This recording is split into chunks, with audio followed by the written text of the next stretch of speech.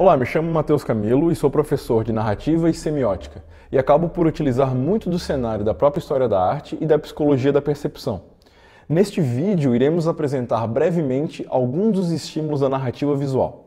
As imagens que possuímos na história, seja do entretenimento, seja da arte que fala de uma sociedade, ou até daquelas mais despojadas, ou quem sabe até de expressões artísticas pessoais, acabaram por gerar um leque de experiências disponíveis hoje para os produtores de imagem. Quando vemos, por exemplo, fotografias de moda, fotografias de propaganda que utilizam alguma coisa que acabam por gerar um efeito pitoresco na gente. Essa é uma palavra engraçada porque ela tem um adjetivo na nossa língua que significa excêntrico, inusitado ou interessante. Ou melhor, ela possui uma particularidade. E essas particularidades elas são conseguidas através de expressões artísticas, acabam por se tornar um símbolo que é facilmente consumível ou reproduzível. Por que nós conseguimos sentir tudo isso através de uma pintura ou de uma obra? Como que tudo isso emana pra gente? Como que o artista conseguiu desenvolver essas características? Isso tem uma complexidade muito grande e a gente consegue resumi-la em duas palavras: consciência tátil. É muito interessante porque do nosso crescimento de bebês para adultos, nós adquirimos consciência e absorvemos o mundo através dos nossos 5 sentidos. E mais tarde, já mais maduros, o plano icônico, o plano da imagem e da visão, acaba por tomar conta muito das experiências e dos desejos que nós temos. O famoso só acredito vendo. Isso é muito poderoso na percepção humana. E a arte faz um uso crucial disso tudo. A disciplina da semiótica, que é o estudo das linguagens, dos signos, ou seja, de tudo aquilo que pode comunicar e ser interpretado, utiliza dessa experiência tanto física, sensorial e perceptiva para condensar e colocar as coisas em tópicos para que conseguimos acioná-las, utilizá-las em blocos.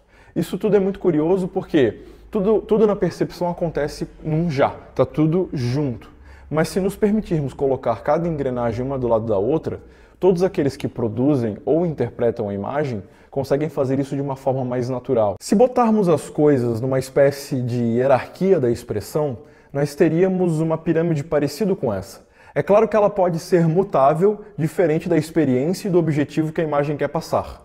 Uma coisa é muito clara: na base dessa pirâmide vão estar o que eu gosto de chamar estímulos ou gestos, que são, obviamente, todas as materialidades, todas as formas de expressões que a arte tende a usar. Linha, ponto, cor, enquadramento, até disposições de personagens, dependendo da língua que você está falando.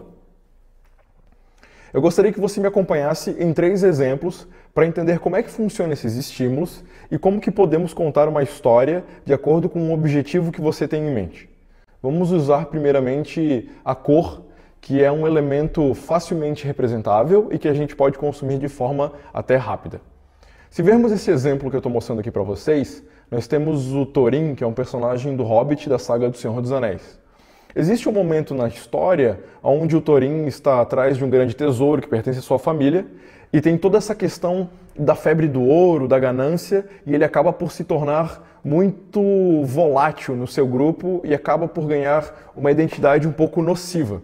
E observe como ele é colocado em cena, observe as composições na qual ele pertence. Sempre tem uma iluminação muito esverdeada e amarela. O que nós podemos tirar disso? Bom, a questão do amarelo fica bem claro que é essa disposição que ele tem em cima do ouro. Mas por que o verde? O que nós conseguimos identificar disso? Dá para ver que o cenário tem um aspecto um pouco doentio, parece que ele está doente, parece que há um problema. E aqui a gente começa a compreender que as cores elas funcionam através de um contexto. É bem comum nós sabermos os símbolos das cores quando elas estão individuais. Mas é muito interessante que quando as cores vêm em duplas, em trios ou até em gamas de paletas maiores, elas acabam por se transformar no contexto da qual elas estão sendo apresentadas. Mas da onde surgiu essa ideia? E por que será que nós conseguimos ver de fato isso que eu estou te apresentando sobre esse temperamento doente da imagem? Por que o cinema, a pintura e a fotografia conseguem passar esse tipo de coisa? Bom, a primeira coisa é que a imagem funciona através de um trio de especificações. Ela pode impressionar, ela pode expressar e construir um diálogo, uma expressão. E essa questão mais simbólica da cor, ela vem de um inconsciente coletivo que nós construímos, mas uma coisa é muito importante nisso tudo. Todas as representações da arte acabam por se embasar na semiótica, por quê? Podemos chamar isso de qualidade ou disposições. Então, quando decidimos uma cor, temos que estar muito ligados na qualidade que ela expressa. E o que quer dizer essa palavra, qualidade? Bom, se olharmos através da lente da semiótica, um ícone, ou seja, tudo aquilo que representa alguma coisa, tende a ter uma qualidade que tem semelhança com o real.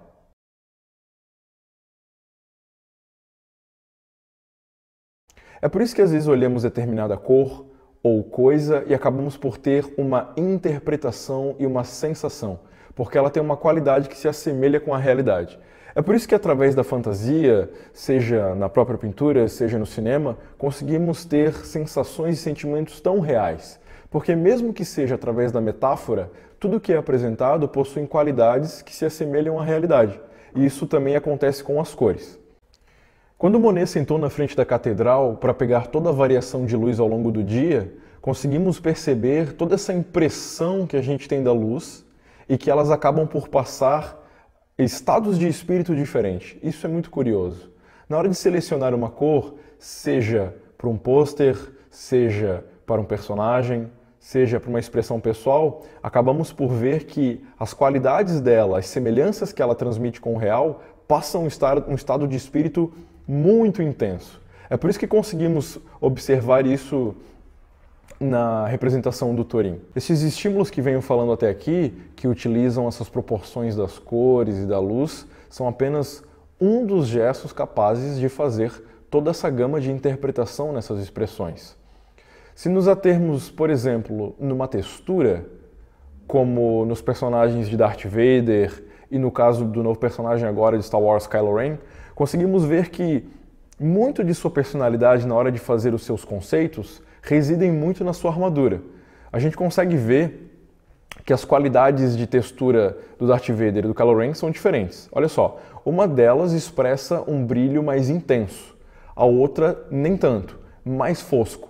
E o que isso tende a comunicar na personalidade do design? Como que o design e a arte conseguem expressar essa personalidade de um personagem? Bom, era o que eu vinha falando. Essas qualidades acabam por ter semelhanças com o real. Se fizermos uma tradução do Darth Vader e transformá-lo num carro, ou no Kylo Ren também, nós conseguimos ver que esses conceitos eles são transportados. E esses elementos design acabam por ser universais, não precisam ser necessariamente mostrados num personagem. A gente consegue observar isso num carro. Então observe que limpo e liso acaba por passar uma sensação de rápido, de ligeiro, enquanto o rústico acaba por passar algo mais pesado, mais intenso. Isso é muito interessante porque a gente começa a perceber que numa criação de mundo, seja no entretenimento, muito dos pequenos detalhes, mesmo aqueles que compõem a roupa ou o cenário, acabam por passar toda uma atmosfera, todo um jeito de ser que vai influenciar os atos que nós estamos vendo em tela.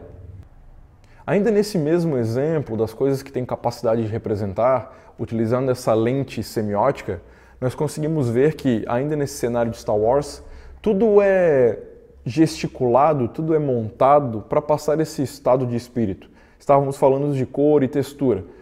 Observem a silhueta dos painéis, dos consoles aqui atrás. Esse ícone, essa espécie de silhueta, acaba por lembrar um caixão. Acaba por sugerir um ambiente mais tenebroso. Então a gente começa a perceber que sim, essas coisas são deliberadas, pensadas e construídas para que possamos e que devamos nos sentir dessa forma. Lembrem o que eu perguntei no início, o que dá fundamento a uma narrativa visual? Depende daquilo que você quer sugerir ou apresentar para o seu público. Isso tudo entra numa simples fórmula que está envolvida no mundo da arte desde o começo do seu estudo, que é a forma e o conteúdo. Dependendo daquilo que você quer expressar, acaba por sugerir uma coisa. Se mudar este como, acaba por mudar o quê. Então você sempre vai ter que pensar no o que você quer contar para ter um como, no caso um tema e os estímulos que você quer passar. E esse tipo de coisa, ele é altamente influenciado nos gestos, nos estímulos selecionados para contar este tema da qual você quer representar, sugerir ou quem sabe até apresentá-lo através de uma metáfora. Existe uma palavra antiga chamada logos, do grego palavra. Essa tradução também pode ser feita em inglês para logic. Então existe uma lógica na estética, existe um modelo de verbalizar, um modelo de representar as imagens, até porque a imagem é um tipo de texto, por que não? Que conseguimos escrever e decidir esses estímulos de uma forma a contar uma deliberação pensada muito antes.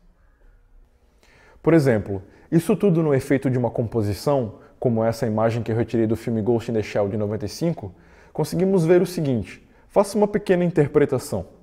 O que você sente vendo essa imagem, por exemplo? Ela, por um acaso, te sugere algo contemplativo?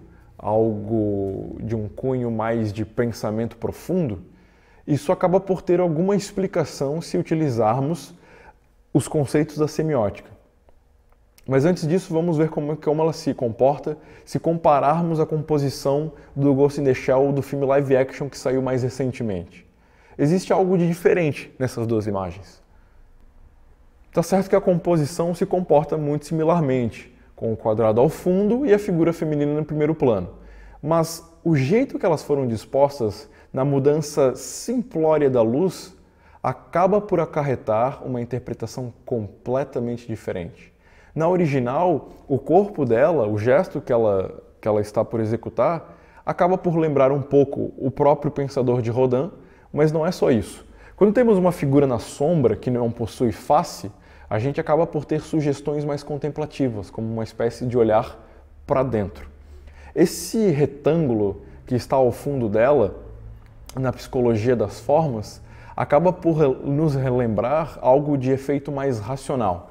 Se você lembrar aí do triângulo, do círculo e do quadrado, a gente tem na dinâmica do triângulo algo de mais ação, no do círculo algo de mais confortável e no quadrado algo de mais racional. Por quê?